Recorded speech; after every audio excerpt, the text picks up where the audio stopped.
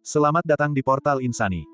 Setiap langkah kultivasi menentukan takdir. Simak lanjutan ceritanya. Raja Beladiri mengguncang semesta Season 177.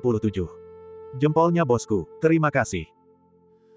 Meskipun banyak orang sangat menghormati klan Raja Laut dan klan Api Bumi, dan berpikir sulit untuk mengalahkan mereka, Yang Chen tidak membiarkan hal ini mengintimidasi atau membuatnya takut pada kedua suku alien ini. Lagi pula, manusia juga merasakan ketakutan di hadapan klan Raja Laut dan klan Api Bumi. Dalam pertempuran antara kedua pihak, siapapun yang merasakan ketakutan lebih dulu akan berada dalam posisi yang kurang menguntungkan. Jika memang demikian, mengapa tidak menanamkan rasa takut pada musuh terlebih dahulu? Yang Chen memfokuskan perhatiannya pada penelitiannya, dan setelah sekitar 2 jam, ia telah memahami dengan baik informasi yang relevan tentang suku-suku alien tersebut. Selanjutnya, tibalah saatnya untuk menerapkan pengetahuan tersebut dalam praktik. Pada saat yang sama, Yang Chen mengeluarkan beberapa harta suantian tingkat tinggi dan memberikannya kepada tombak Dewa Pembantai di ruang sungai mengalir 8 ujung. Tuan muda, beri aku beberapa lagi, aku masih belum puas, masih merasa belum cukup baik, tombak Dewa Pembantai itu terkekeh. Yang Chen kini berbeda dari sebelumnya. Dia akan melakukan yang terbaik untuk memenuhi tuntutan tombak Dewa Pembantai. Namun, dibandingkan sebelumnya, nafsu makan Dewa Pembantai Sphere telah meningkat. Dahulu, beberapa harta suantian biasa sudah cukup untuk memenuhi kebutuhan tombak Dewa Pembantai, tetapi seiring dengan semakin matangnya tombak tersebut, kebutuhannya pun meningkat. Tampaknya, seiring semakin dekatnya pemulihan, harta karun suantian biasa tidak lagi mampu memuaskannya. Dalam beberapa hari terakhir, ia bahkan telah melahap artefak ilahi yang tidak bermutu, tetapi itu hanya memuaskan tombak Dewa Pembantai untuk sementara waktu.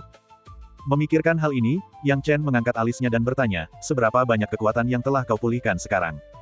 Aku tidak begitu yakin. Dulu kupikir aku bisa pulih dengan baik setelah makan sedikit, tapi sekarang aku merasa bahkan setelah makan banyak, aku masih belum mencapai kekuatan puncakku seperti dulu. Namun, Tuan Muda, aku merasa lebih kuat sekarang, kata tombak Dewa Pembantai dengan percaya diri, kau juga bisa merasakannya, kan?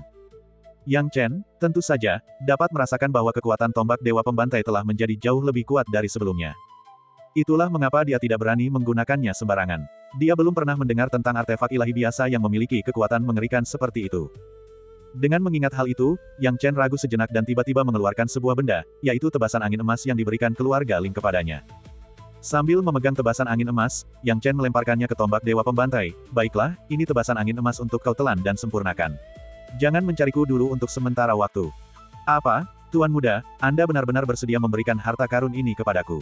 Suara tombak Dewa Pembantai terdengar penuh ketidakpercayaan dan keheranan.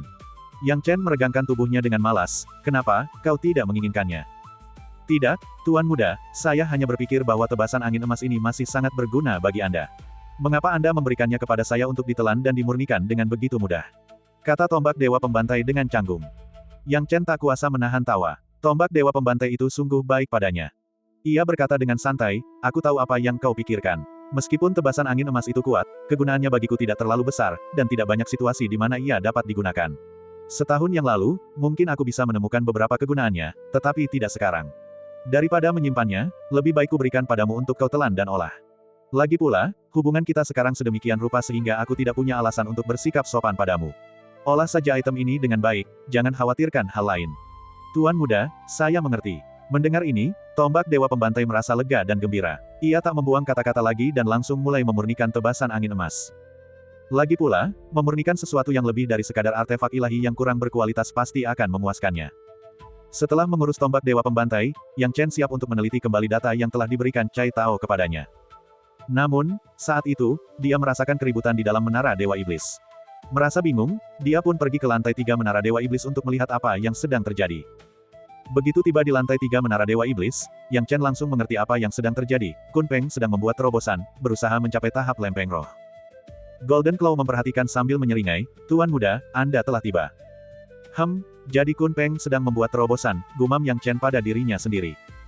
Ya, Tuan Muda, jika berhasil mencapai terobosan ini, tentu akan sangat membantu Anda, kata Golden Claw dengan gembira.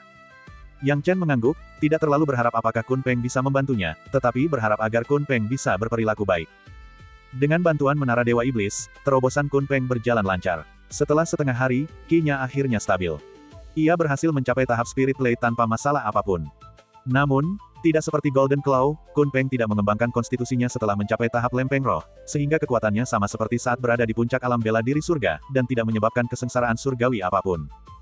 Kabar ini membuat Yang Chen merasa lega. Jika Kun Peng menyebabkan kesengsaraan surgawi, itu akan menjadi masalah besar karena mereka berada di medan perang dan tidak ada cara untuk menjelaskan semuanya.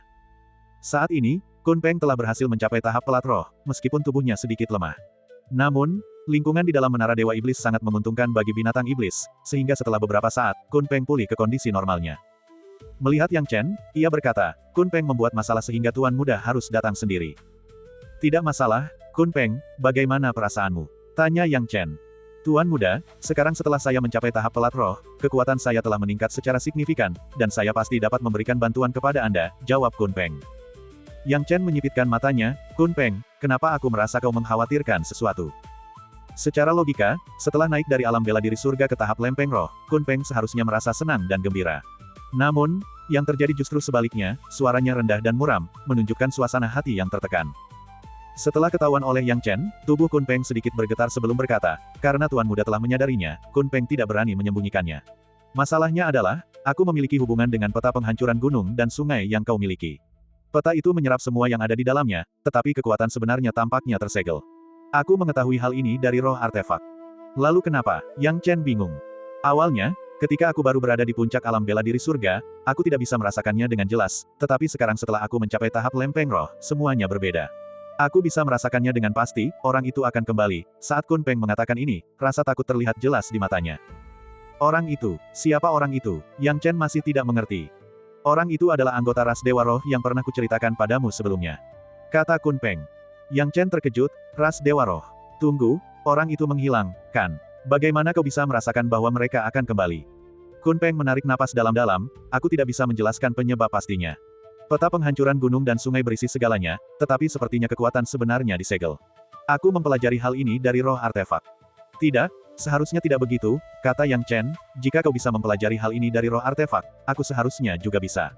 Mengapa ia tidak pernah memberitahuku hal-hal ini? Bagian 1762. Kun Peng berkata dengan lembut, Tuan Muda, jika Anda telah bertanya kepada roh artefak berkali-kali, Anda seharusnya tahu bahwa ia tidak tahu banyak. Bahkan tentang berbagai pertanyaan Anda tentang peta penghancuran gunung dan sungai, ia tidak dapat menjawabnya. Mendengar itu, Yang Chen menarik napas dalam-dalam dan tidak bisa menyangkalnya. Roh artefak peta penghancuran gunung dan sungai tidak dapat berkomunikasi dengannya semulus tombak dewa pembantai, tetapi masih mampu berkomunikasi dengan jiwanya. Dia telah berkali-kali bertanya kepada roh artefak tentang peta penghancuran gunung dan sungai, tetapi roh artefak tidak mengetahui jawabannya. Nah, itu cukup sesuai dengan apa yang dikatakan Kun Peng. Yang Chen mengangguk dan berkata, memang, bagaimana kau tahu tentang ini? Tuan Muda, roh artefak yang Anda ajak berkomunikasi hanyalah roh dari peta penghancuran gunung dan sungai setelah menyegel dirinya sendiri, kata Kun Peng. Apa maksudmu? Tanya Yang Chen dengan terkejut. Tuan Muda, pernahkah Anda berpikir bahwa peta penghancuran gunung dan sungai memiliki kekuatan yang begitu dahsyat sehingga esensinya tidak sesederhana harta karun Suantian premium biasa? Kata Kun Peng. Yang Chen tidak bisa menyangkalnya. Belum lagi hal-hal lainnya, menyegel ras Dewa Roh saja bukanlah sesuatu yang bisa dilakukan oleh harta karun Suantian premium biasa. Ras Dewa Roh sangat menakutkan, dan keberadaan peta penghancuran gunung dan sungai, yang mampu menyegel makhluk mengerikan seperti itu, pasti sangat kuat. Bagaimana mungkin harta karun Suantian premium mampu menyegel keberadaan seperti itu? Kun Peng menjelaskan, alasan mengapa peta penghancuran gunung dan sungai muncul sebagai harta karun Suantian premium adalah karena peta itu pernah menyegel dirinya sendiri. Alat itu menyegel dirinya sendiri. Yang Chen tercengang. Bagaimana mungkin peta penghancuran gunung dan sungai bisa melakukan itu? Itu hanya sebuah perangkat formasi.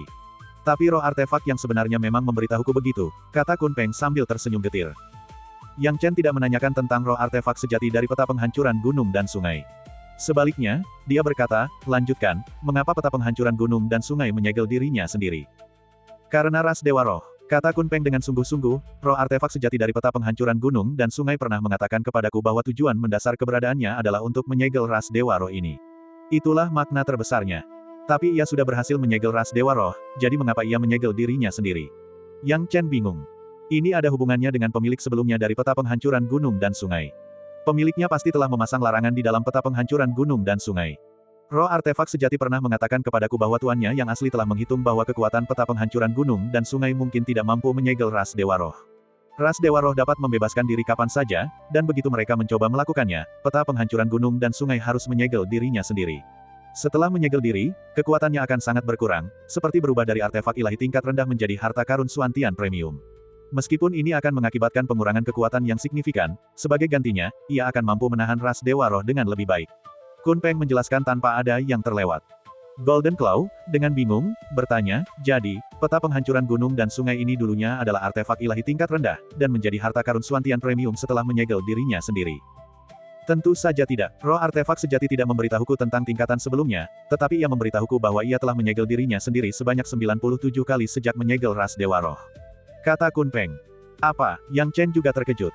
Jika satu kali penyegelan sendiri menandakan penurunan satu tingkat, lalu apa yang dimaksud dengan 97 kali?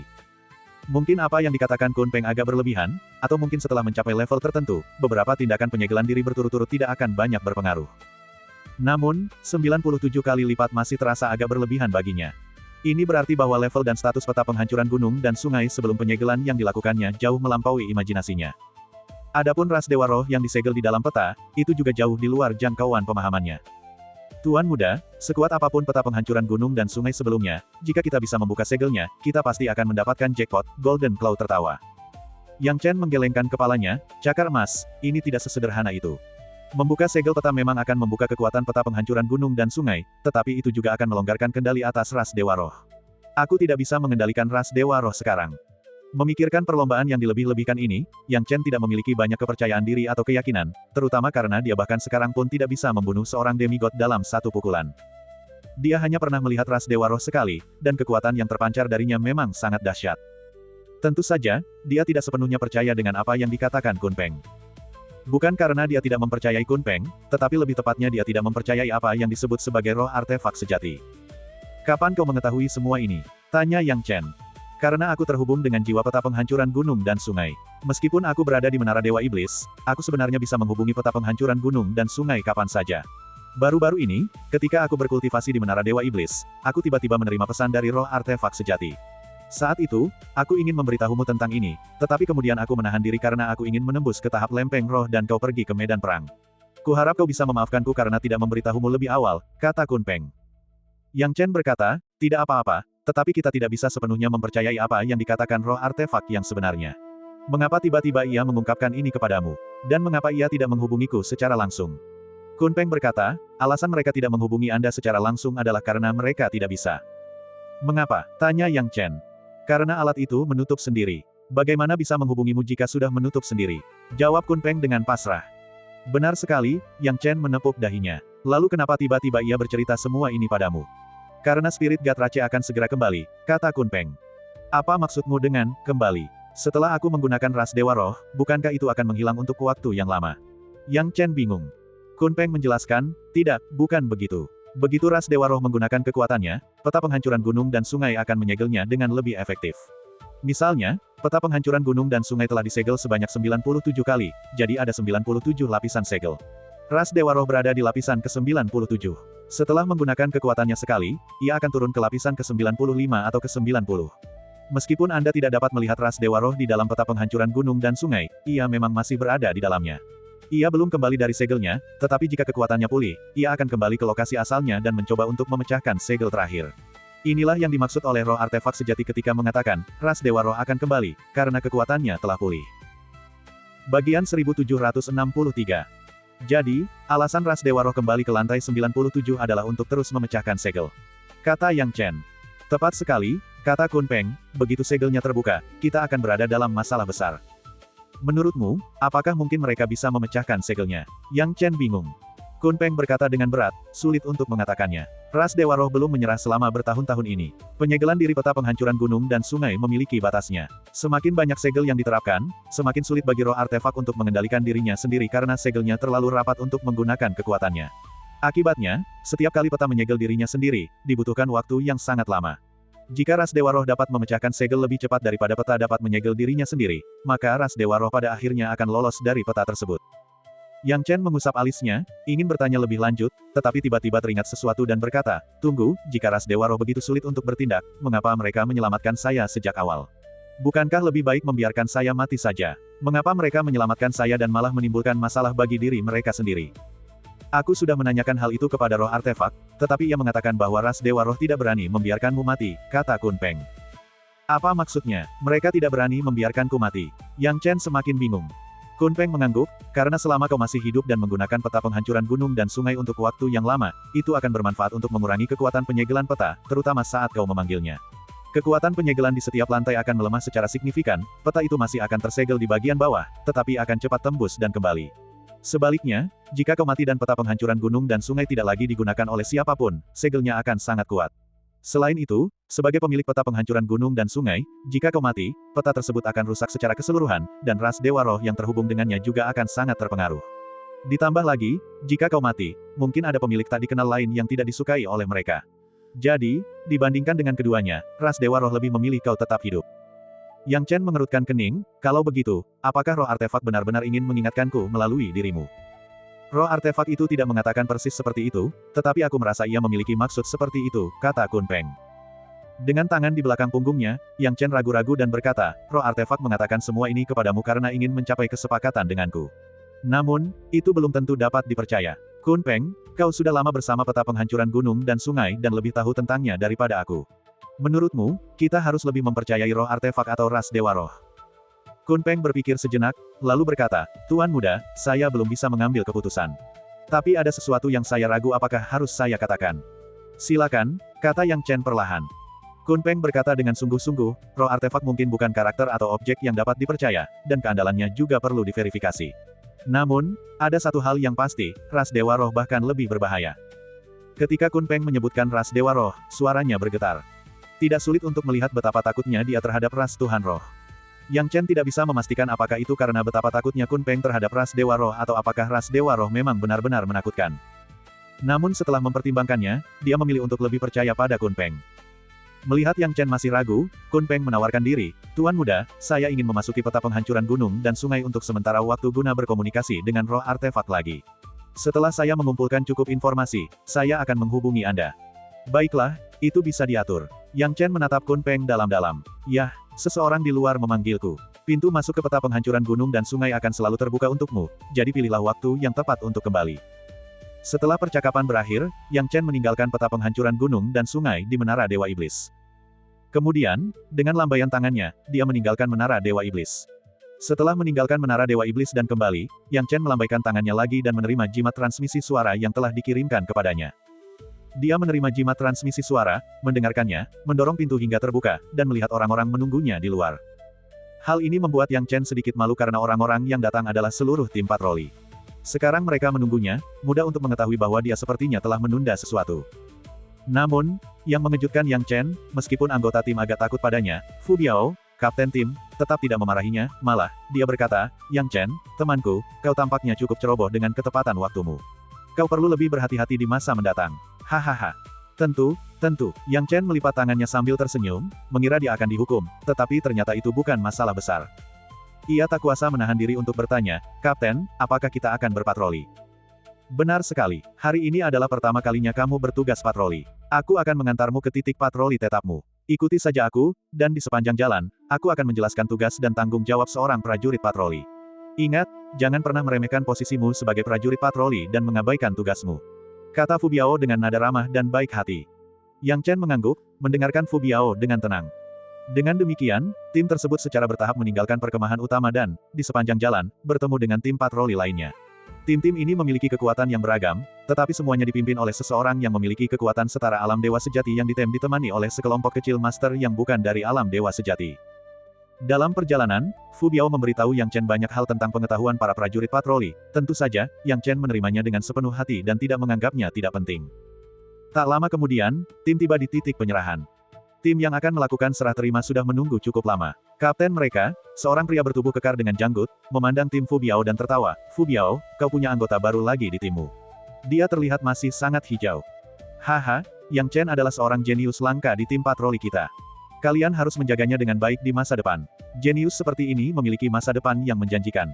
Fu Biao menyapa mereka. Oh, karena Anda bilang begitu, kami pasti akan menjaganya di masa depan. Baiklah, cukup basa-basinya, kami akan kembali. Tim itu melambaikan tangan dan pergi terburu-buru. Barulah saat itu Fu Biao berkata, baiklah, kalian bisa pergi ke pos patroli masing-masing sekarang. Baik, Kapten. Para anggota tim menjawab serempak. Yang Chen menoleh dan melihat bahwa Tu Fei jauh lebih patuh hari ini. Dia bahkan tidak menatapnya secara langsung, apalagi membuat masalah. Yang Chen, ikuti aku, dan aku akan memberitahumu di mana titik-titik patrolimu berada, kata Fu Biao. Terima kasih, Kapten. Yang Chen menangkupkan tangannya dan melihat sikap tulus Fu Biao, yang sama sekali tidak tampak berniat jahat. Bagian 1764. Dengan demikian, berkat penjelasan Fu Biao, Yang Chen memperoleh pemahaman tertentu tentang lingkungan di pos patroli. Tim-tim yang berbeda bertanggung jawab atas area yang berbeda. Tampaknya area yang menjadi tanggung jawab tim mereka terbagi di antara anggota yang berbeda. Dengan berpatroli bola-balik di antara titik-titik ini, jaraknya tidak terlalu jauh, dan jika terjadi sesuatu yang tidak diinginkan, mereka dapat memanggil orang lain.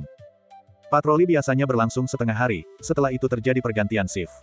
Setelah pergantian shift, seseorang dapat memilih untuk beristirahat selama sehari atau melanjutkan patroli untuk shift tambahan.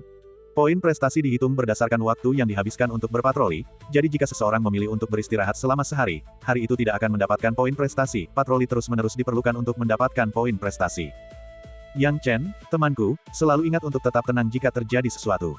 Jika kau bertemu orang dari ras asing, jangan membabi buta mencoba merebut keuntungan. Panggil rekan timmu dulu, lebih baik menyerang bersama. Selain itu, aku akan berpatroli di dekat sini, jika terjadi sesuatu, panggil saja aku, kata Fu Biao sambil tersenyum. Saya mengerti, kata Yang Chen dengan ramah. Fu Biao tidak berkata banyak lagi dan bangkit untuk pergi. Melihat Fu Biao seperti itu, Yang Chen meletakkan tangannya di belakang punggung dan termenung. Mungkinkah Fu Biao sebenarnya tidak memiliki niat buruk terhadapnya, dan dia hanya bersikap baik hati? Apakah dia terlalu memikirkannya?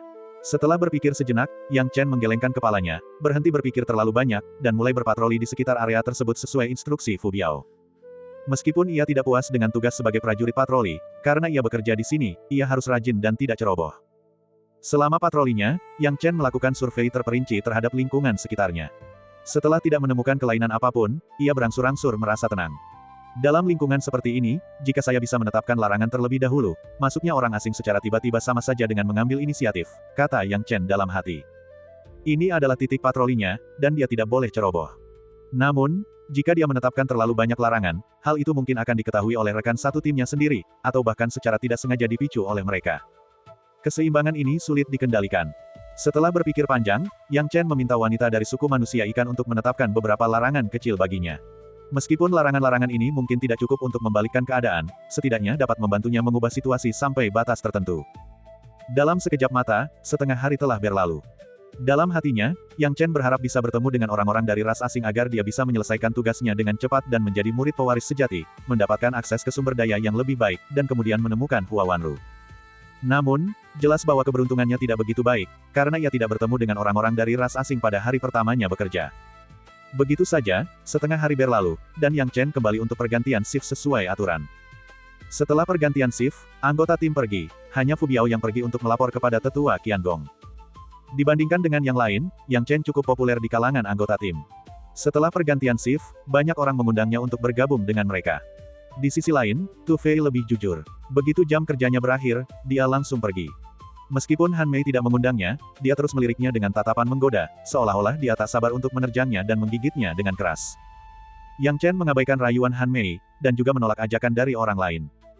Namun, Cai Tao datang menghampiri, tampak sedikit gugup, dan berkata, "Saudara Yang, saya berencana pergi ke Balai Kebajikan untuk menukarkan beberapa barang. Apakah Anda tertarik untuk pergi bersama?" Jika itu orang lain, Yang Chen mungkin tidak peduli, tetapi dia tertarik dengan undangan Cai Tao. Tentu saja, sebagian dari ketertarikannya adalah pada Merit Hall, karena dia tidak tahu banyak tentang poin prestasi, ini adalah kesempatan untuk mempelajari lebih lanjut. Yang Chen tersenyum dan berkata, "Baiklah, aku juga punya niat itu. Mari kita pergi bersama kakak Cai." "Itu akan menjadi yang terbaik," kata Cai Tao, wajahnya berseri-seri gembira. Yang Chen pergi bersama Cai Tao, dan keduanya perlahan menghilang dari pandangan semua orang, membuat yang lain merasa iri dan cemburu. Baru setelah mereka berjauhan, Yang Chen tak kuasa bertanya, "Kakak Cai, mengapa aku merasa anggota tim ini sepertinya agak takut pada Han Mei?" Dia tidak mengetahui sikap anggota tim terhadap Han Mei pada hari sebelumnya karena dia telah pulang lebih awal. Namun, hari ini berbeda, dia memperhatikan bahwa mata mereka menunjukkan rasa takut ketika mereka menatap Han Mei, dan dia tentu saja merasa khawatir. Mendengar Yang Chen menyebut Han Mei, Cai Tao gemetar seluruh tubuhnya, dengan hati-hati melihat sekeliling lalu berkata, "Saudara Yang, saya sarankan Anda untuk menjauhi wanita ini. Jangan tertipu oleh kecantikannya, meskipun Anda percaya diri." "Mengapa demikian?" tanya Yang Chen dengan bingung. Cai Tao tersenyum getir dan berkata, "Wanita ini terlahir dengan tulang yang mempesona, dan meskipun dia tidak sangat cantik, pesonanya yang dipadukan dengan wataknya membuatnya tampak seperti kecantikan surgawi. Tentu saja, ini bukanlah poin utamanya, kuncinya adalah metode kultivasi yang dia praktikkan sangat beracun." "Oh, metode kultivasi seperti apa?" tanya Yang Chen dengan bingung. Metode kultivasi ini memungkinkan wanita untuk mengambil inisiatif mutlak selama kultivasi ganda dengan seorang pria. Han Mei akan mencoba merayu pria lain untuk berbagi ranjang dengannya untuk kultivasi ganda, dan selama proses tersebut, dia akan menyerap esensi ki sejati pria tersebut sementara mereka menikmati kesenangan. Anda mungkin tidak menyadarinya saat itu, tetapi setelah selesai, Anda akan menemukan bahwa wanita tersebut telah menyerap setidaknya 30 tahun kultivasi keras Anda. Saya mendengar bahwa sebelum dia datang ke tim kita, dia telah menguras energi seorang master tahap setengah dewa dengan latar belakang yang kuat hingga ke periode integrasi, dan itulah mengapa dia dikirim ke sini, kata Chai Tao dengan serius. Yang Chen tercengang. Dia tidak menyangka wanita ini memiliki kemampuan sekuat itu. Tampaknya para anggota tim ini telah menderita kerugian akibat ulah Han Mei, jika tidak, mereka tidak akan begitu takut padanya. Sepertinya ada berbagai macam hal aneh di dunia ini, dan dia harus ekstra hati-hati dengan Han Mei. Baiklah, kita sudah sampai. Saudara Yang, ini aula kehormatan, kata Chai Tao sambil tersenyum. Yang Chen memandang aula besar di depannya, dengan konsentrasi penuh. Aula kebajikan ini tidak hanya ada di medan perang kita, tetapi di semua medan perang. Selama Anda memiliki kebajikan, aula kebajikan manapun dapat digunakan secara universal. Di dalam aula kebajikan, Anda bahkan dapat bertukar metode kultivasi sekte lain selama Anda memiliki cukup kebajikan, jelas Chai Tao. Yang Chen sedikit tahu tentang hal ini, tetapi setelah mendengar Chai Tao membicarakannya, dia tergoda dan berkata, kalau begitu, mari kita masuk dan melihat-lihat. Dia menemani Chai Tao dalam perjalanan ini, dan tentu saja mengikuti arahan Chai Tao. Namun, sebelum memasuki aula kebajikan, Yang Chen terlebih dahulu tertarik oleh patung-patung yang ada di sekitar aula tersebut. Saat mereka berjalan menuju istana, Yang Chen bertanya, Saudara Chai, ada apa dengan patung-patung ini? Ah, apa kau tidak tahu, Saudara Yang? Patung-patung ini mewakili para pemegang jasa tertinggi dan hanya mereka yang berhak ditempatkan di sini, kata Chai Tao sambil tersenyum.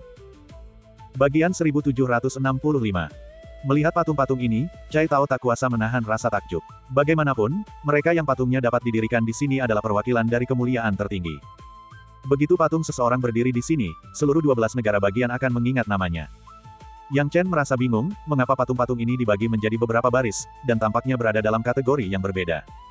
Saudara Yang, ada alasannya. Patung-patung di sini memang berbeda, dan terbagi menjadi 4 jenis, jelas Chai Tao sambil tersenyum. 4 jenis. Yang Chen mendengarkan dengan saksama. Chai Tao berkata, keempat jenis ini adalah daftar Dewa Perang, daftar Jenderal Ilahi, daftar Naga yang berjongkok, dan daftar Phoenix Muda. Oh, apa perbedaan antara keempat daftar ini? Tanya Yang Chen. Perbedaannya sangat besar. Pertama, daftar Dewa Perang hanya mencatat 10 orang teratas dengan poin jasa tertinggi di 12 negara. Bahkan para ahli di tahap pencerahan pun tidak bisa masuk dalam daftar itu. Daftar itu hanya berisi mereka yang benar-benar telah melampaui tahap pencerahan. Bahkan pemimpin sekte Suandao kita pun belum bisa masuk dalam daftar itu. Chai Tao tertawa. Yang Chen takjub. Pemimpin sekte Suandao juga merupakan tokoh kuat yang telah melampaui tahap pencerahan, tetapi dia belum masuk ke dalam daftar Dewa Perang. Seberapa kuatkah 10 ahli teratas dalam daftar Dewa Perang?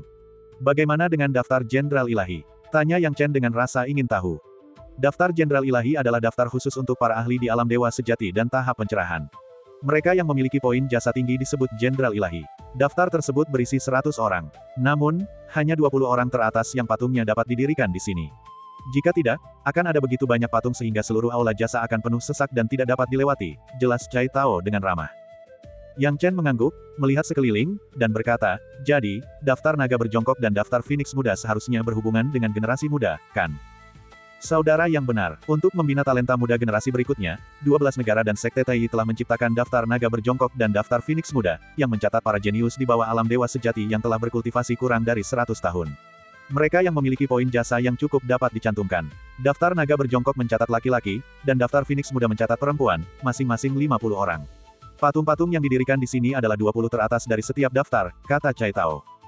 Setelah mengatakan itu, Chai Tao menarik napas dalam-dalam dan menunjuk ke depan, Saudara Yang Chen, lihat, keempat patung di barisan depan ini adalah para ahli peringkat pertama dari daftar Dewa Perang, daftar Jenderal Ilahi, daftar Naga Berjongkok, dan daftar Phoenix Muda. Yang Chen melihat ke depan dan memperhatikan keempat patung itu, terutama yang di depan, yang membuatnya merasakan tekanan luar biasa yang terpancar darinya. Tekanan yang begitu kuat, bahkan hanya sebuah patung saja membuatku merasa sesak napas. Yang Chen menarik napas dalam-dalam, dan yang tersisa di hatinya hanyalah rasa gugup dan keringat dingin. Dia adalah ahli peringkat pertama dalam daftar Dewa Perang, dikenal sebagai Dewa Perang Li Chongqiao. Konon, selama pertempurannya melawan suku-suku alien, dia tidak pernah dikalahkan, dan jumlah poin jasanya telah mencapai tingkat yang tak terbayangkan. Kemanapun dia pergi, medan perang tidak akan pernah gagal, dan keberadaannya membuat suku-suku alien ketakutan. Tubuh Chai Tao bergetar karena kekaguman, rasa hormat, dan kerinduan akan sosok seperti dewa. Kemudian, Chai Tao tampak tertarik dan memperkenalkan ahli peringkat pertama dalam daftar Jenderal Ilahi kepada Yang Chen. Terakhir, ada daftar naga yang berjongkok dan daftar Phoenix muda.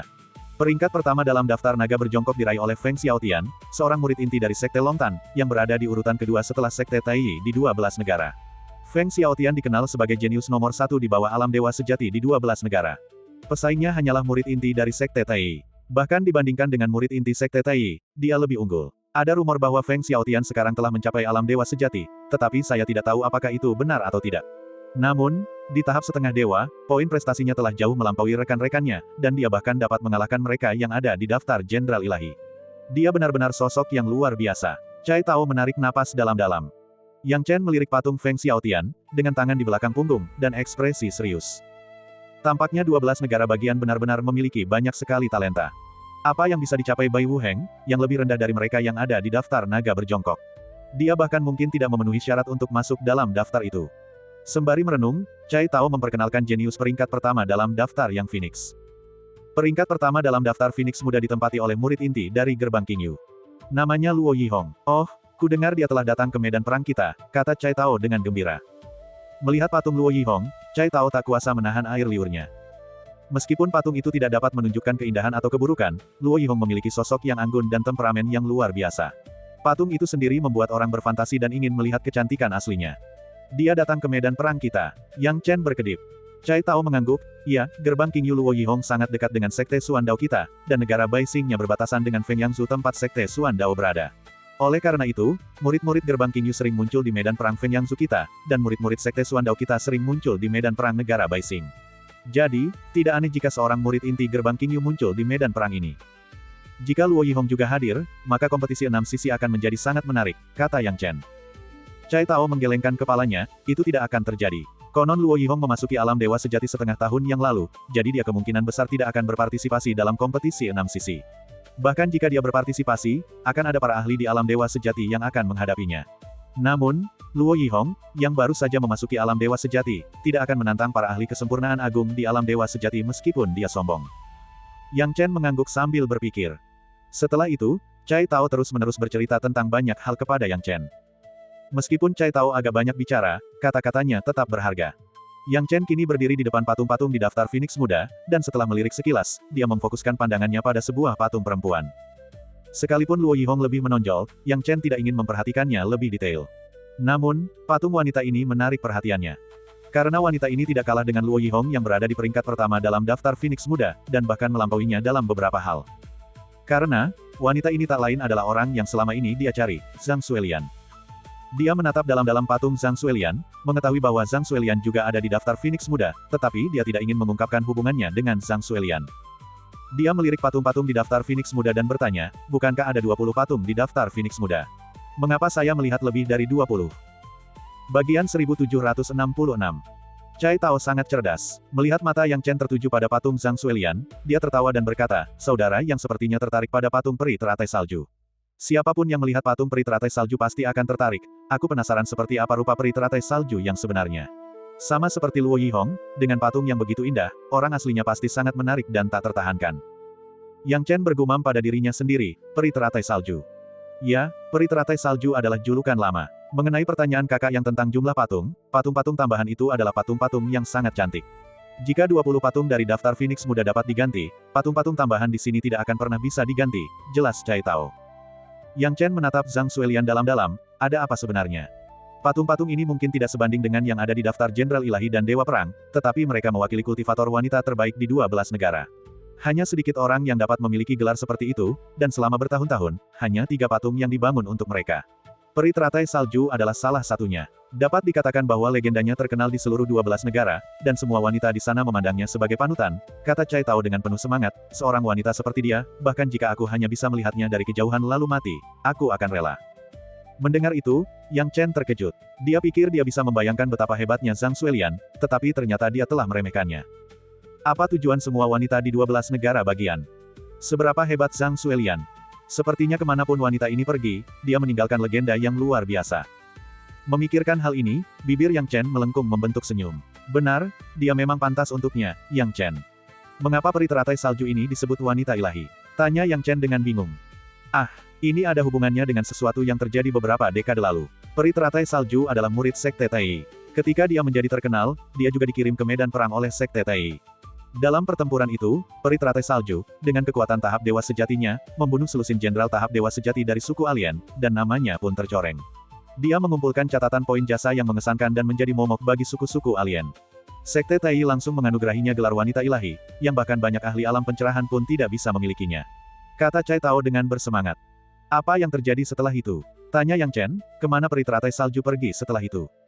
Secara tidak sadar, ia ingin mendapatkan lebih banyak informasi tentang Zhang Xuelian, lagi pula, ia akan bertemu dengannya. Namun, dengan kecewa, Cai Tao menggelengkan kepalanya, tidak ada yang tahu apa yang terjadi setelah itu. Setelah mendapatkan gelar wanita ilahi, peri teratai salju tampaknya menghilang dari muka bumi, tanpa kabar lebih lanjut. Mendengar itu, Yang Chen sedikit menyipitkan matanya, merasa agak kecewa. Namun, memiliki beberapa informasi lebih baik daripada tidak memiliki informasi sama sekali. Setidaknya sekarang dia tahu bahwa Zhang Xuelian adalah murid Sekte Tai. Dengan informasi ini, dia sekarang memiliki petunjuk. Sekte Tai, gumam Yang Chen pada dirinya sendiri. Tanah leluhurnya tampaknya memiliki hubungan yang erat dengan sekte ini. Saat keduanya berdiskusi, mereka sudah menaiki tangga panjang menuju Merit Hall. Berdiri di pintu masuk istana, Yang Chen melihat sebuah prasasti di depannya. Prasasti ini dipenuhi dengan teks yang padat dan berukuran 10 zang tingginya, tampak seperti puncak gunung kecil. Ini adalah prasasti prestasi, yang mencatat peringkat dan poin prestasi terkini dari daftar Dewa Perang, daftar Jenderal Ilahi, dan daftar naga yang berjongkok. Cai Tao tersenyum dan berkata, sepertinya kakak yang cukup tertarik. Yang Chen meliriknya, tidak mempedulikan daftar Dewa Perang dan Jenderal Ilahi, karena hal itu tidak ada gunanya baginya sekarang. Namun, dia memang tertarik dengan daftar naga yang bersembunyi. Terdapat total 50 nama, dan poin prestasi untuk peringkat ke-50 mencapai 100.000. Hal ini membuat Yang Chen menyentuh hidungnya. 12 negara memang penuh dengan orang-orang berbakat. Apa arti 100.000 poin jasa? Itu berarti orang ini telah memperoleh ratusan mayat ras asing tingkat Spirit Blade ke atas. Ini baru peringkat ke-50. 10 besar bahkan lebih dilebih-lebihkan, dengan poin prestasi setinggi lebih dari 300.000. Juara pertama bahkan lebih luar biasa, dengan poin prestasi mencapai lebih dari 700.000, meninggalkan juara kedua jauh di belakang dengan lebih dari 50.000 poin prestasi. Orang ini, seperti yang telah disebutkan Cai Tao sebelumnya, adalah Feng Xiaotian. Setelah melihat sekilas, Yang Chen memahami maksudnya dan berkata, bukanlah kata yang tepat, aku hanya berharap suatu hari nanti aku bisa memiliki 1/10 atau 2/10 dari kegigihan dan kebanggaan orang-orang ini. Haha, kalau aku bisa memiliki 1% saja dari kegarangan mereka, aku akan puas. Cai Tao dan Yang Chen tertawa lalu memasuki aula jasa. Luasnya aula Merit mengungkapkan pemandangan lain. Saat memasuki tempat itu, mereka tidak dapat melihat ujungnya, dan terdapat berbagai sistem yang dibangun, termasuk paviliun harta karun, paviliun teknik, paviliun pil, dan lain-lain. Cai Tao menjelaskan seolah takut Yang Chen tidak tahu, di aula kebajikan ini, kau bisa menemukan apa saja selama kau memiliki cukup poin kebajikan, bahkan teknik kultivasi tingkat tinggi. Saudara Yang, silakan lihat-lihat. Saudara Cai, lakukan sesukamu, aku hanya akan melihat-lihat, kata Yang Chen. Bersama-sama, mereka memasuki paviliun teknik. Mereka tidak banyak bicara dan segera berpisah. Cai Tao memilih beberapa teknik, sementara Yang Chen juga berniat untuk berjalan-jalan. Saat melihat sekeliling, Yang Chen tak bisa tidak memperhatikan beberapa teknik kultivasi. Namun, teknik kultivasi ini hanyalah pengantar dan tidak berisi teknik lengkap, sehingga mustahil baginya untuk mempelajarinya secara diam-diam. Teknik roh bulan, sebuah teknik dari Pulau Bintang Luo, dapat dikembangkan hingga tahap dewa sejati menengah, gumam Yang Chen pada dirinya sendiri. Dia memiliki pemahaman tentang teknik-teknik yang digunakan setelah tahap dewa sejati.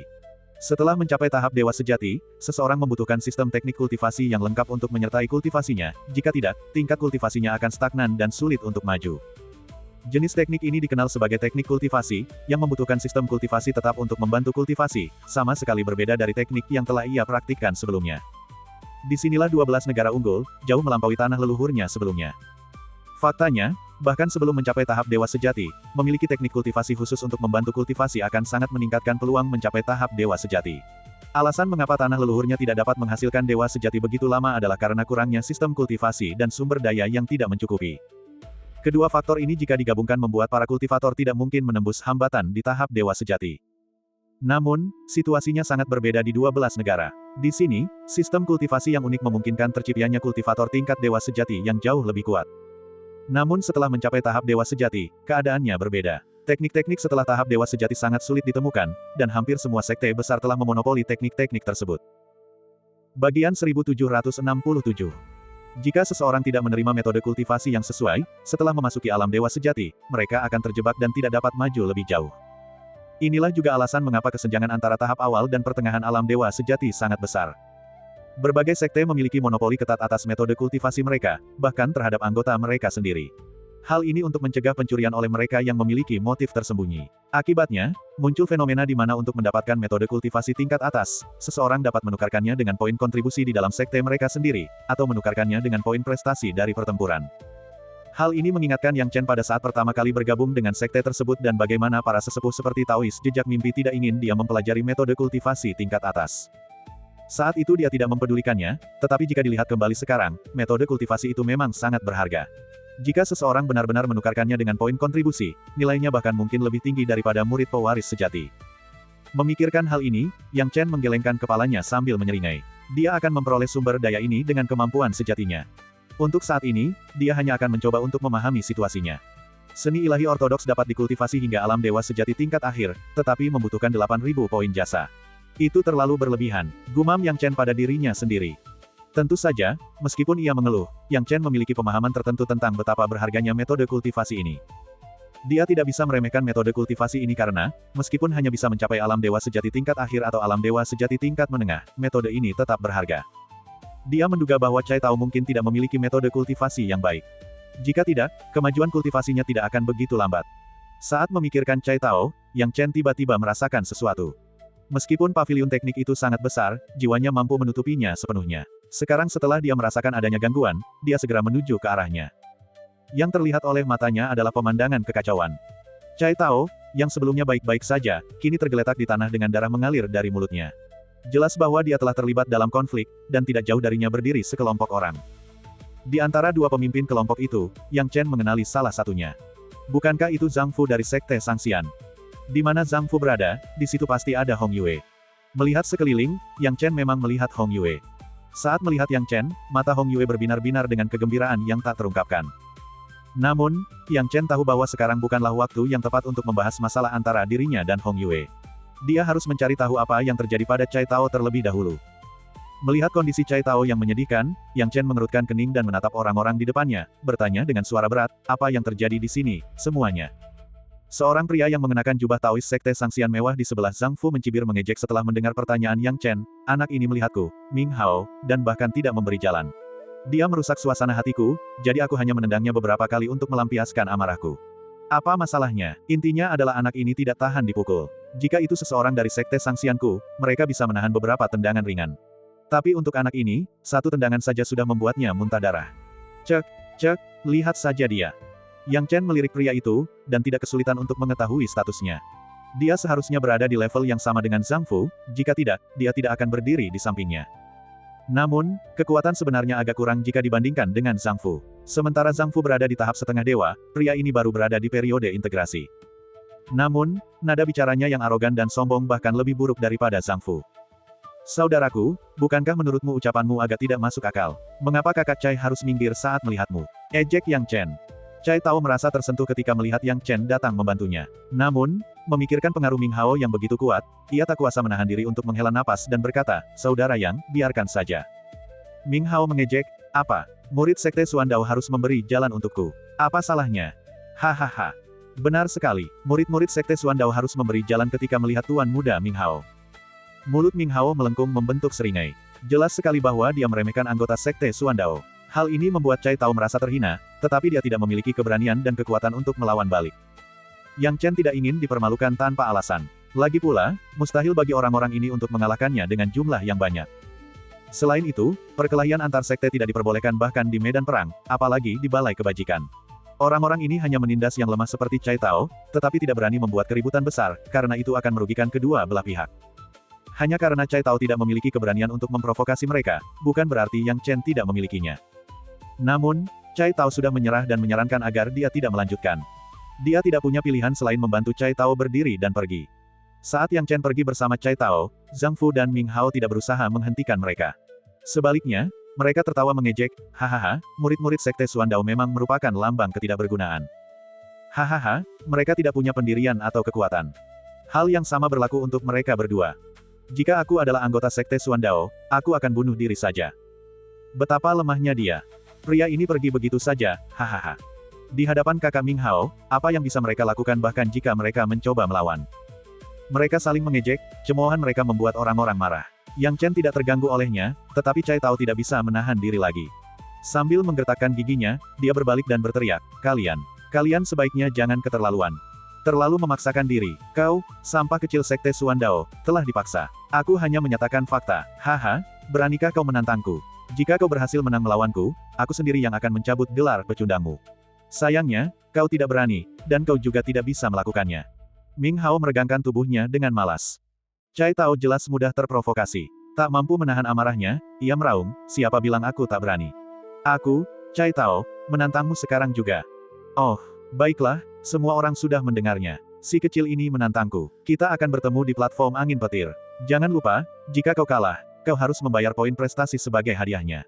Hahaha, Ming Hao tertawa terbahak-bahak. Mudah terlihat bahwa tujuannya selama ini memang hanya itu. Lagi pula, poin jasa Sekte Suandao relatif mudah diperoleh.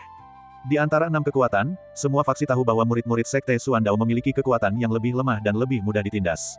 Inilah sebabnya mereka sering menargetkan murid-murid Sekte Suandao. Mereka tahu bahwa begitu mereka terlibat dalam pertempuran di platform angin guntur, kemenangan akan memberi mereka banyak poin jasa gratis. Mengapa mereka tidak senang? Cai Tao menyadari hal ini dan tahu bahwa seharusnya dia tidak mengatakan apa yang telah dia ucapkan secara impulsif. Sekarang, dengan begitu banyak orang di sekitarnya, tampaknya mustahil baginya untuk menarik kembali kata-katanya. Gemetar karena marah, dia merasa benar-benar tak berdaya. Karena tak ada pilihan lain, Cai Tao hanya bisa menunjuk ke arah sekelompok orang itu, berteriak, kalian, dengan amarah yang sulit diredakan. Bagian 1768. Kini Cai Tao sangat menyesali tindakannya. Jika diberi pilihan, dia pasti tidak akan bertindak impulsif. Lagi pula, kepuasan sesaat itu sama sekali tidak berarti. Ketika tiba saatnya pertarungan sesungguhnya, dia sama sekali bukan tandingan. Dia tidak bisa mundur sekarang, melakukan itu akan menyebabkan penghinaan bagi Sekte Suandao. Banyak orang telah mendengar kata-katanya hari ini. Cai Tao terjebak dan gemetar karena marah. Tak mampu berbuat apapun terhadap lawannya, ia hanya bisa menyesali kelemahannya sendiri. Namun, pada saat itu, sebuah tangan yang berat dan kuat menepuk bahunya. Cai Tao terkejut, dan saat dia menoleh, dia melihat Yang Chen yang menepuk bahunya. Kakak Yang, Cai Tao hampir menangis. Yang Chen perlahan berkata, Saudara Cai, kau masih perlu berlatih metode kultivasi baru, dan kau cukup sibuk akhir-akhir ini. Tidak nyaman bagimu untuk bertanding, jadi mengapa aku tidak menggantikanmu dalam pertandingan ini? Kata-kata Yang Chen mengejutkan Zhang Fu dan Ming Hao, seolah-olah mereka telah melihat hantu. Sejak kapan murid Sekte Suandao menjadi begitu berani? Mereka benar-benar rela mengambil risiko bertarung demi teman mereka. Hahaha, menarik sekali. Ada orang yang cukup bodoh untuk membela anak ini. Dua anak bodoh berdiri bersama. Burung-burung yang sejenis akan berkumpul bersama. Kami pikir anak ini sudah cukup bodoh, tetapi ternyata ada orang yang lebih bodoh lagi. Nak, kau serius? Ming Hao menjilat bibirnya. Sejak awal, dia tidak menyukai Yang Chen, tetapi karena dia sudah mendapat masalah dengan Cai Tao, dia tidak punya alasan untuk membuat masalah lagi dengan Yang Chen. Namun siapa sangka Yang Chen akan terjun secara sukarela dan bahkan mengambil risiko demi Ming Hao. Cai Tao tidak pernah menyangka Yang Chen akan membantunya. Seketika itu, ia dipenuhi air mata syukur dan kebahagiaan. Yang Chen berdiri dengan tangan di belakang punggung, perlahan berkata, ada apa? Apakah ada di antara kalian yang keberatan? Kami tidak mengingkari janji kami tentang pertandingan ini, kami hanya mengganti peserta. Saya yakin ini seharusnya bukan masalah besar bagi kalian semua. Jika kalian mau, saya bahkan akan mengizinkan kalian untuk mengganti perwakilan kalian. Pada akhirnya, Yang Chen tersenyum tipis. Sejujurnya, jika memungkinkan, dia tidak ingin terlibat. Tetapi Cai Tao terlalu merepotkan, dan Yang Chen tidak tega membiarkannya menghadapi konsekuensinya sendirian. Karena dia telah mengakui Cai Tao sebagai teman, dia tidak bisa hanya berdiri dan menonton. Bagi Ming Hao dan yang lainnya, kata-kata Yang Chen jelas-jelas provokatif, menusuk hati mereka. Jika orang lain yang mengatakan ini kepada Ming Hao dan yang lainnya, mereka tidak akan semarah ini. Tetapi kata-kata ini diucapkan oleh seseorang dari Sekte Suandao, jadi maknanya berbeda. Ini sama saja dengan seseorang yang dikenal lemah menantang mereka, membuat mereka merasa tidak memiliki wewenang di hadapan orang lemah tersebut. Nak, kau benar-benar tidak tahu betapa tingginya langit dan betapa tebalnya bumi. Ming Hao mencibir. Mencari kematian. Sepertinya anak ini baru di sini, dia tidak tahu siapa kami, hahaha. Di mata orang lain, tindakan Yang Chen tampak agak mencari perhatian. Kakak Yang, kau tidak perlu melakukan ini untukku. Cai Tao tak kuasa menahan rasa bersalah karena telah menempatkan Yang Chen dalam posisi ini. Namun Ming Hao takut Yang Chen akan berubah pikiran, jadi dia langsung berkata, Nak, sepertinya kau punya nyali. Tapi ingat apa yang kau sepakati di awal. Kita akan menyelesaikan ini di platform angin petir. Yang kalah harus menyerahkan semua jasanya, dan tidak ada jalan untuk mundur. Meskipun Yang Chen tidak tahu apa itu platform angin petir, karena dia telah membuat janji, tidak ada jalan untuk mundur. Dia langsung berkata, baiklah, tidak masalah. Hahaha, mari kita tetapkan waktunya 3 hari lagi. Bagaimana, kata Ming Hao dengan serius. Tentu, Yang Chen setuju. Karena itu sudah beres, aku akan membiarkan kalian pergi hari ini. Kuharap kalian akan sampai di sana tepat waktu dalam 3 hari, agar kita tidak sial. Ming Hao menyeringai sinis, lalu melambaikan tangannya, memberi isyarat kepada para pengikutnya untuk pergi bersamanya. Saat Ming Hao pergi, Zhang Fu juga melirik Yang Chen dengan sinis. Dia terkekeh 2 kali, jelas penuh penghinaan, merasa bahwa pilihan Yang Chen adalah bodoh. Setelah itu, dia pergi bersama Ming Hao. Yang Chen sama sekali tidak peduli dengan Zhang Fu, perhatiannya sepenuhnya tertuju pada Hong Yue. Kini, ketika ia dan Hong Yue saling bertukar pandang, hati mereka saling memahami, dan tanpa basa-basi lagi, Hong Yue pergi. Setelah kelompok itu pergi, desas-desus beredar di sekitar mereka. Banyak orang terlalu takut untuk mengatakan apapun karena Ming Hao dan yang lainnya ada di sana, tetapi sekarang setelah mereka pergi, bisikan-bisikan pun dimulai. Fokus gosip tersebut, tentu saja, adalah Yang Chen dan Cai Tao. Kedua orang ini mencari masalah, berani memprovokasi Ming Hao. Kapan murid Sekte Suandao menjadi begitu berani, bahkan sampai memprovokasi orang-orang Sekte Sangxian? Prestasi keseluruhan Sekte Sangxian tahun ini berada di peringkat ketiga di antara 6 kekuatan. Ya, tren secara keseluruhan tampaknya melampaui gerbang King Yu yang berada di peringkat kedua. Rumornya, Luo Yihong bergegas ke sini untuk melindungi posisi kedua gerbang King Yu dalam kompetisi 6 sisi ini. Mustahil, Luo Yihong sudah mencapai alam dewa sejati. Bahkan jika dia datang ke medan perang ini, apa yang bisa dia lakukan? Untuk sesaat, perdebatan pun meletus, membuat Cai Tao tersipu malu dan canggung, tak sanggup lagi menghadapi Yang Chen. Ia tahu bahwa akar dari semua kejadian ini terletak padanya. Namun, Yang Chen tidak menyimpan dendam terhadap Cai Tao. Sebaliknya, dia menepuk bahu Cai Tao dan tersenyum ramah, "Saudara Cai, ayo kita pulang." "Yang, kakak Yang, kau tidak menyalahkanku?" tanya Cai Tao dengan serius. "Haha, kita berteman, jadi tidak ada yang perlu disalahkan. Tapi berbicara tentang platform angin petir ini, aku tidak begitu paham. Aku butuh bantuanmu untuk menjelaskannya, kakak Cai," kata Yang Chen dengan ramah. Cai Tao menatap Yang Chen dalam-dalam, tidak tahu apakah dia tidak menyadari kekuatan dan kelemahan Ming Hao atau apakah dia terlalu percaya diri dengan kemampuannya sendiri. Sekalipun Yang Chen mampu mengalahkan Tu Fei, ia kini menghadapi Sekte Sangxian, yang dianggap terlalu kuat bagi murid-murid Sekte Suandao lainnya. Setelah berpikir panjang, Cai Tao tahu bahwa sekarang, satu-satunya hal yang bisa dia lakukan adalah mempercayai Yang Chen. Saat ini, yang bisa dia lakukan hanyalah berkata, "Saudara Yang, platform angin petir adalah tempat di mana 6 kekuatan menyelesaikan konflik dan perselisihan yang muncul di antara mereka. Terus terang, ini adalah lingkungan resmi untuk bertarung. Begitu berada di platform angin petir, selama tidak ada yang mati, tidak ada yang akan ikut campur terlepas dari luka yang diderita. Dan belum lagi, begitu berada di platform angin petir, pihak yang kalah harus membayar harganya dengan poin prestasi." Bagian 1769. Bayar dengan poin jasa, gumam Yang Chen pada dirinya sendiri. Ya, tetapi jumlah poin jasa yang harus dibayarkan bervariasi sesuai dengan kesepakatan yang dibuat sebelumnya. Beberapa yang kalah harus membayar setengahnya, sementara yang lain hanya perlu membayar 30%. Namun, sejak awal, Ming Hao bermaksud ini sebagai jebakan, dan dia ingin kita membayar semua poin jasa kita, kata Cai Tao dengan gugup. Yang Chen tak kuasa menahan tawa dalam hati, berpikir Cai Tao tidak sebodoh itu, karena akhirnya ia menyadari telah terjebak dalam perangkap. Yang Chen tidak terlalu menganggapnya serius, dan berkata sambil tersenyum tipis, "Kalau begitu, kita benar-benar mendapatkan kesepakatan yang bagus. Aku belum lama berada di militer, dan aku tidak memiliki banyak poin jasa.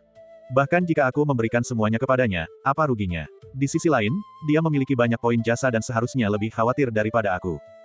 Senyum Cai Tao terasa getir. Yang Chen memang memiliki keunggulan dalam hal ini, tetapi apakah Ming Hao mengetahuinya? Sejak awal, Ming Hao tidak pernah menyangka mereka akan memiliki banyak poin jasa. Alasan dia ingin berkompetisi di platform angin guntur adalah untuk memberi mereka pelajaran dan mempermalukan Sekte Suandao mereka, serta menggunakan kesempatan itu untuk mendapatkan penghasilan tambahan dari perang ini. Lagi pula, Ming Hao tidak tahu berapa banyak poin jasa yang dimiliki Yang Chen. Meskipun berpikir demikian, Cai Tao tidak tahu bagaimana menjelaskannya. Yang bisa dia katakan hanyalah, "Saudara Yang, aku benar-benar minta maaf telah menyeretmu ke dalam masalah ini." Yang Chen bisa merasakan bahwa Cai Tao tidak berpikir dia punya peluang untuk menang, dan dia bahkan belum mempertimbangkan kemungkinan itu. Hal ini membuat Yang Chen merasa geli sekaligus bingung, tetapi dia tidak berusaha menghibur atau menjelaskan dirinya sendiri. Dia hanya membiarkan Cai Tao berpikir sesuka hatinya. Semuanya akan menjadi jelas ketika mereka sampai di platform angin petir 3 hari kemudian. Karena ada seseorang yang bersedia memberinya poin prestasi secara cuma-cuma, mengapa dia tidak menerimanya? Maka, di tengah perbincangan orang lain, Yang Chen dan Cai Tao kembali ke perkemahan mereka. Setelah Yang Chen dan Cai Tao pergi, berita tentang kejadian itu berangsur-angsur menyebar, dan segera sampai ke telinga tetua Qian Gong di paviliun pencapai awan. Begitulah keadaannya, Paman Guru Qiangong. Yang Chen ini merepotkan. Dia bahkan menantang Ming Hao, seorang murid pewaris semu sejati dari Sekte Sangxian, untuk bertanding di platform angin guntur. Ming Hao berada di tahap puncak persatuan periode integrasi, dan bisa menembus ke tahap setengah dewa kapan saja. Seorang kultivator di alam dewa sejati melaporkan situasi tersebut. Tetua Qiangong mengusap alisnya dan berkata dengan sungguh-sungguh, benarkah? Apakah anak itu benar-benar menerima tantangan itu? Ya, banyak orang yang menyaksikannya. Tidak ada cara untuk mundur sekarang, jawab kultivator itu. Mendengar ini, banyak kultivator yang merasa marah. Anak itu sangat ceroboh. Terlalu lancang. Meskipun kesulitan menjadi murid pewaris sejati di Sekte Sangxian tidak setinggi di Sekte Suandao kita, tetap saja cukup tinggi. Ming Hao menjadi murid pewaris semu sejati berarti dia pada akhirnya akan menjadi murid pewaris sejati. Bagaimana mungkin Yang Chen tidak memiliki penilaian dasar sama sekali? Dia bisa saja memprovokasi orang lain, tetapi dia malah memprovokasi Ming Hao. Intinya adalah mereka berdua akan naik ke platform angin petir bersama-sama. Jika mereka bertanding di platform angin petir, Ming Hao pasti akan memanfaatkan kesempatan itu untuk mempermalukan Yang Chen. Dengan begitu, Sekte Suandao kita akan kehilangan muka. Sialan, Tetua Qiangong sangat marah hingga asap mengepul dari hidungnya. Anak ini berani membuat masalah di saat kritis seperti ini. Aku sudah cukup pusing karena kompetisi 6 sisi, dan sekarang dia malah memulai ini. Paman Guru Qiangong, saya sarankan kita menghukum anak ini dengan berat. Aku juga berpikir begitu. Sejenak, banyak kultivator mulai berteriak. Tetua Qiangong melambaikan tangannya dan berkata, hukuman berat. Kau benar-benar berani mengatakan itu. Meskipun anak ini naik ke platform angin petir dan mempermalukan diri sendiri, aku rasa dia tidak akan secara aktif mencari masalah dengan Ming Hao. Kemungkinan besar, Ming Hao dan kelompoknya menghina Sekte Suandao kita terlebih dahulu. Hal seperti ini bukanlah yang pertama kalinya. Tapi apakah anak itu pernah mempertimbangkan kepentingan keseluruhan Sekte Suandao kita? Ini benar-benar memalukan bagi Sekte kita. Tetua Qiangong berkata dengan suara berat, memalukan. Konyol, bukankah Sekte Suandao kita sudah cukup kehilangan muka? Apakah ada di antara kalian yang pernah mencoba mengembalikannya untuk kita? Mendengar kata-kata Tetua Qiangong, sekelompok orang di bawah merasa malu dan tak berdaya. Suara dingin Tetua Qiangong berkata, setidaknya anak ini punya keberanian untuk bertanding di arena angin guntur. Bagaimana denganmu? Namun, dengan kecerobohannya, jika dia kalah, Sekte Suandao kitalah yang harus membersihkan kekacauan ini. Dalam 3 hari, aku sendiri akan pergi menyaksikan pertarungan. Jika dia kalah, lupakan hukuman berat, tetapi kita tetap harus memberinya pelajaran. Bagaimanapun, dia adalah bibit Sekte Suandao kita. Ketika dia ditindas di luar, orang-orangnya sendiri harus memberinya perlindungan. Tetua Qiangong tidak hanya mengetahui masalah ini, tetapi juga menyebarkannya begitu cepat sehingga hampir ke-6 kekuatan telah mendengarnya. Namun, karena hal-hal ini tidak ada hubungannya dengan 4 pasukan lainnya, mereka semua tetap diam, hanya memikirkan untuk menikmati tontonan saat pertempuran tiba. Namun, situasinya berbeda untuk Sekte Sangxian dan Sekte Suandao. Secara khusus, para anggota Sekte Suandao mengubah sikap mereka terhadap Yang Chen, menganggapnya sebagai pendatang baru yang tidak tahu bagaimana bersikap rendah hati dan mempermalukan sekte mereka. Yang Chen bisa merasakan hal itu. Belakangan ini, setiap kali dia keluar rumah, dia merasa orang-orang menunjuk ke arahnya dan membicarakannya. Sepertinya mereka mengira dia telah melakukan sesuatu yang tak termaafkan. Orang-orang ini, yang setiap hari tertindas dan tidak berani mengeluh, sekarang melihatku melawan dan menganggapku satu-satunya yang berbeda. Yang Chen mengangkat bahu, tidak berniat berdebat dengan mereka dan tampak cukup meremehkan pendapat mereka. Selama 3 hari, ia terus bekerja dan berpatroli seperti biasa. Dia sangat teliti dalam menjalankan tugas pelarangannya, tetapi yang membuat Yang Chen kecewa, keberuntungannya tidak berpihak. Selama 2 hari berpatroli, dia tidak bertemu dengan anggota suku alien manapun. Namun, ia menemukan beberapa hal menarik selama 2 hari tersebut. Ketika ia merebahkan jiwanya, ia kadang-kadang mendengar beberapa suara sedih bercampur dengan suara angin, hujan, dan suara-suara lainnya. Jika dia tidak mendengarkan dengan saksama, dia tidak akan bisa mendengar mereka sama sekali. Jika dia menyebarkan jiwanya, suara-suara itu akan segera menghilang dan tidak dapat dirasakan lagi. Berdasarkan intuisi unik Yang Chen, ia percaya bahwa sumber suara-suara itu pastilah manusia, bukan suku alien. Terlebih lagi, emosi yang disampaikan dalam suara-suara itu tampaknya adalah emosi orang-orang yang sedang dalam kesusahan. Yang Chen bingung dan ingin menyelidiki, tetapi sayangnya, lokasinya sangat jauh sehingga membuatnya tidak berdaya. Tampaknya lokasi tersebut berada di perbatasan antara manusia dan suku alien, tempat yang umumnya terlarang bagi tim patroli larangan dan para kultivator lainnya. Meskipun Yang Chen berani, dia tidak akan sembarangan pergi ke tempat seperti itu hanya karena suara-suara samar. Meskipun demikian, dia benar-benar tertarik pada fenomena ini. Namun, tampaknya hanya dia yang bisa mendengar suara-suara itu. Dalam beberapa hari terakhir, dia telah mencoba menyelidiki anggota tim lainnya, termasuk Cai Tao, tetapi tanpa terkecuali, tidak satu pun dari mereka yang mendengar suara-suara tersebut. Bagian 1770. Hal ini juga membuat Yang Chen menyimpulkan bahwa suara ini mungkin tidak terdengar oleh semua orang. Setidaknya, dibutuhkan alam jiwa ilahi yang cukup tinggi untuk dapat mendengarnya. Alam jiwa ilahi miliknya saat ini mungkin lebih kuat daripada dewa sejati tahap awal biasa, itulah sebabnya dia hampir tidak dapat mendengar suara itu. Sangat wajar jika para kultivator tidak dapat mendengarnya. Lagi pula, para pemimpin regu biasanya bertugas menjaga, bukan berpatroli. Yang membingungkan Yang Chen adalah bahwa tak satu pun dari para pemimpin regu alam dewa sejati tampaknya mendengar suara itu, padahal seharusnya ada beberapa di antara mereka yang memiliki alam jiwa luar biasa. Namun mengapa tidak ada seorang pun yang pergi untuk menyelidiki tetap menjadi misteri. Saat Yang Chen terkagum-kagum, dia tahu bahwa dia tidak bisa langsung mengambil keputusan, jadi dia menunda masalah itu untuk sementara waktu. Kekhawatiran utamanya saat ini adalah pertarungan yang akan datang di platform angin guntur melawan Ming Hao. Meskipun, baginya, hal ini tidak dianggap sebagai sesuatu yang penting. Namun, di mata orang lain, terutama para anggota Sekte Xuandao, hal ini masih menjadi masalah yang sangat mengkhawatirkan. Hari ketiga tiba dalam sekejap mata. Yang Chen dan Cai Tao bangkit bersama dan menuju ke platform angin guntur sebelum patroli dimulai. Platform angin guntur terletak di dalam wilayah hukum Gerbang Qingyu, jadi ketika Yang Chen dan Cai Tao tiba, mereka melihat anggota Gerbang Qingyu terlebih dahulu, bukan anggota Sekte Xuandao dan Sekte Sangxian. Lihat, sepertinya itu Yang Chen. Apakah itu murid Sekte Xuandao yang menantang Ming Hao tanpa mengetahui batas kemampuannya? Kapan para murid Sekte Xuandao menjadi begitu berani menantang orang-orang dari Sekte Sangxian? Sepertinya setelah bertahun-tahun menderita perundungan, murid-murid Sekte Xuandao tidak tahan lagi. Tapi apa gunanya? Wajar jika yang lemah diintimidasi. Jika seseorang tidak memiliki kekuatan untuk melawan, bahkan jika melawan, mereka tetap hanya membela kelemahan mereka sendiri. Hubungan antara Gerbang Qingyu dan Sekte Xuandao bukanlah sesuatu yang patut dibanggakan. Setelah melihat Yang Chen dan Cai Tao tiba, orang-orang dari Gerbang Qingyu mulai berdiskusi dan mengomentari mereka. Yang Chen bisa saja tetap acuh tak acuh, tetapi Cai Tao tidak bisa. Dibicarakan seperti itu, dia menggertakkan giginya, berharap bisa menemukan celah di tanah untuk merangkak masuk. Saudara Yang, aku benar-benar minta maaf. Cai Tao menggertakkan giginya. Kenapa kau tidak membiarkanku pergi? Aku akan memberikan yang terbaik. Aku tidak bisa membiarkanmu kehilangan muka karena aku. Yang Chen tak kuasa menahan senyum getir. Cai Tao benar-benar luar biasa, masih saja mengucapkan omong kosong tak berguna di tahap ini. Dia menggelengkan kepalanya, saudara Cai, mengatakan ini sekarang masih terlalu dini. Kakak Yang, kau Cai Tao tidak mengerti maksud Yang Chen untuk sesaat. Yang Chen tak membuang-buang kata lagi, melangkah maju, dan berjalan menembus kerumunan murid Gerbang Qingyu untuk menemui orang-orang dari Sekte Sangxian di depannya. Para anggota Sekte Sangxian juga menunjuk jari dan berbisik-bisik tentang Yang Chen, tetapi yang mengecewakannya, Ming Hao tampaknya sangat terlambat, belum tiba juga. Yang Chen berpikir bahwa mungkin bukan karena Ming Hao tidak berani datang, tetapi karena dia tidak menganggap Yang Chen serius. Itulah sebabnya dia terlambat, berpikir bahwa dia tidak perlu mematuhi waktu untuk lawan seperti itu. Yang Chen mengangkat bahunya, tidak berharap Ming Hao menganggapnya serius, jadi dia melangkah keluar dan melayang ke udara untuk mendarat di platform angin guntur. Platform angin guntur ini dibangun 100 zang di atas Gerbang Qingyu, dikelilingi oleh awan yang melayang. Guntur dan kilat berkelap-kelip di sekeliling lingkaran, terhubung dengan kekuatan kolam guntur langit, menjadikannya sangat megah dan agung.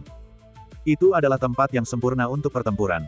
Di atas platform angin guntur, terdapat seorang pria tua berpakaian putih, melayang bersama kursinya.